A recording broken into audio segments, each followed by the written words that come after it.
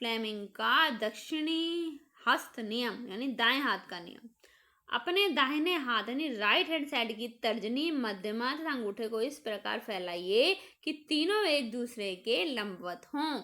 यदि तर्जनी चुंबकीय क्षेत्र की दिशा को, तर्जनी मतलब अंगूठे के पास वाली उंगली, यदि तर्जनी चुंबकीय क्षेत्र की दिशा को और अंगूठा चालक की दिशा की गति की ओर संकेत करता है, तो मध्यमा चालक में प्रेरित विद्युत धारा की दिशा को बताती है। यानी अंगूठा क्या बताता है? चालक की गति को, तर्जनी क्या बताती है? चुंबकीय क्षेत्र को, और मध्यमा क्या बताती है? चालक में प्रेरित विद्युत धारा को। चाहे तो आप रे डायग्राम इस तरीके से बना सकते हैं।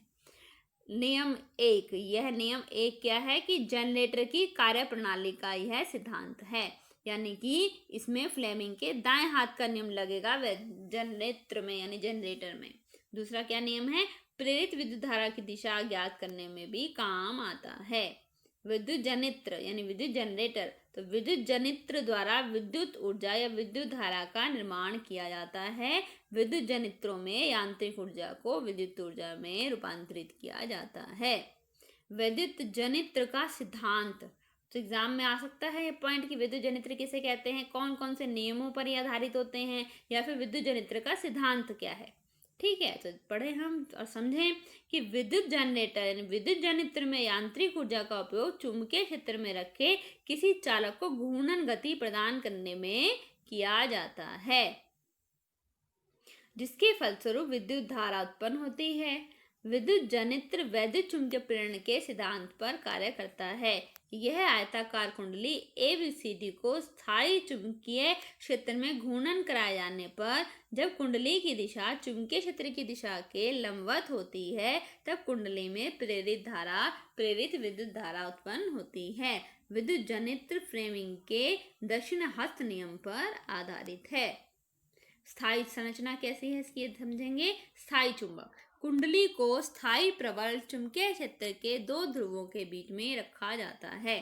अब इसमें आर्मेचर क्या है कि विद्युत रोधी तार के अधिक फेरों वाली आयताकार कुंडली ABCD को एक नरम लोहे के क्रोड पर लपेटा जाता है, उसे क्या कहते हैं? आर्मेचर। वलय क्या होता है? कुंडली के दोनों सिरों पर ब्रास वलय R1 व R2 से समायोजित होते हैं। जब कुंडली घूर्णन करती है तो वलय R1 व R2 दोनों भी गति करते हैं। ब्रश का क्या काम है? दो स्थिर चालक ग्रेफाइट ब्रश B1 और B2 पृथक पृथक रूप से क्रमशः वलय R1 और R2 को दबा कर रखते हैं। दोनों ब्रश B1 व B2 कुंडली में उत्पन्न प्रेरित विद्युत धारा को बाहरी परिपथ में भेजने का काम करते हैं। धुरी क्या है? दोनों वलयों R1 और R2 धुरी से इस प्रकार जुड़े रहते हैं कि बिना बाहरी परिपथ को हिलाए वलय स्वतंत्रता पूर्वक घूर्णन गति करती हैं। गैल्वेनोमीटर, प्रेरित विद्युत धारा को मापने के लिए ब्रशों के बाहरी सिरों को गैल्वेनोमीटर के दोनों टर्मिनलों से जोड़ा जाता है। अब एक कार्यविधि क्या है इसकी कि एक आयताकार कुंडली ABCD जिसे स्थायी चुंबक के दो ध्रुवों के बीच क्षैतिज रूप में रखा जाता है। दूसरा क्या पॉइंट है कि कुंडली को दक्षिणावर्त घुमाया जाता है। तीसरा पॉइंट, कुंडली की भुजा AB ऊपर की ओर तथा भुजा CD नीचे की ओर गति करती है। कुंडली चुंबकीय क्षेत्र रेखाओं को काटती है। फ्लेमिंग दक्षिण हस्त नियमानुसार प्रेरित विद्युत धारा AB भुजा में A से B तथा CD भुजा में C से D की ओर बहता है।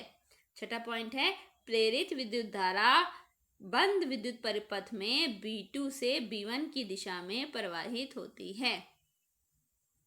ठीक है। सातवां पॉइंट है, अर्ध घूर्णन के पश्चात भुजा CD ऊपर की ओर तथा भुजा AB नीचे की ओर जाने लगती है। फलस्वरूप इन दोनों भुजाओं में प्रेरित विद्युत धारा की दिशा परिवर्तित हो जाती है और DCBA के अनुदिश प्रेरित विद्युत धारा प्रवाहित होती है। बंद परिपथ में विद्युत धारा की दिशा B1 से B2 की ओर होती है। आठवां पॉइंट है, प्रत्येक आधे घूर्णन के पश्चात बंद परिपथ में विद्युत धारा की दिशा परिवर्तित होती है। ऐसी विद्युत धारा जो समान समांतरालों के पश्चात अपनी दिशा में परिवर्तन कर लेती है उसे प्रत्यावर्ती विद्युत धारा कहते हैं, यानी एसी।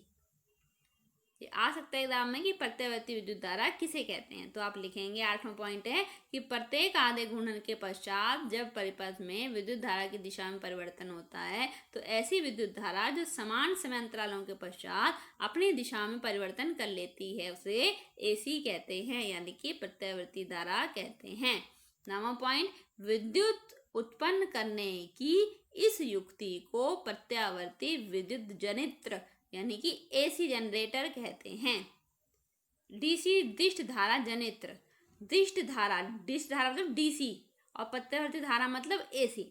तो डीसी दिष्ट धारा जनित्र क्या है कि दिष्ट धारा प्राप्त करने के लिए विभक्त वलय प्रकार के दिक् परिवर्तक का उपयोग किया जाता है। इस प्रकार के दिक् परिवर्तक से एक भुज सदैव ही उसी भुजा के संपर्क में रहता है। इस व्यवस्था से एक ही दिशा में विद्युत धारा उत्पन्न होती है। अब प्रत्यावर्ती विद्युत धारा क्या है? जो विद्युत धारा समान समांतरालों के पश्चात अपनी दिशा परिवर्तित कर लेती है उसे प्रत्यावर्ती विद्युत धारा कहते हैं। यह भी हमने आपको ऊपर भी बताया था। आगे क्या है कि भारत में विद्युत धारा हर 1/100 सेकंड के पश्चात अपनी दिशा को उत्क्रमिक मतलब बदल लेती है। समांतराल 1/100 प्लस 1/100 कितना आया? 1/50 सेकंड। तो आवृत्ति क्या है? 1 समांतराल यानी 1 समांतराल क्या है? 1/50। तो 50 ऊपर आ जाएगा तो आवृत्ति हो जाएगी 50 हर्ट्ज। लाभ क्या है? प्रत्यावर्ती धारा को सुदूर स्थानों पर बिना अधिक ऊर्जा क्षय के प्रेषित किया जा सकता है। हानि क्या है कि प्रत्यावर्ती धारा को संचित नहीं किया जा सकता। दिष्ट धारा क्या है? जो ये आ सकता है एग्जाम में कि दिष्ट धारा किसे कहते हैं और एसी के लाभ क्या हैं और हानियां क्या हैं। तो दिष्ट धारा के बारे में बताते हैं। जो विद्युत धारा अपनी दिशा परिवर्तित नहीं करती है उसे दिष्ट धारा कहते हैं। दिष्ट धारा को संचित कर सकते हैं। दिष्ट धारा जैसे सेल से प्राप्त होती है। दिष्ट धारा को संचित कर सकते हैं। सुदूर स्थानों पर प्रेषित करने में ऊर्जा का क्षय ज्यादा होता है। स्रोत क्या है? जैसे सेल, बैटरी, संग्राहक सेल। ठीक है, आपके सिलेबस में अब घरेलू विद्युत परिपथ नहीं है, इसलिए सिलेबस में केवल इतना ही कराया जाएगा।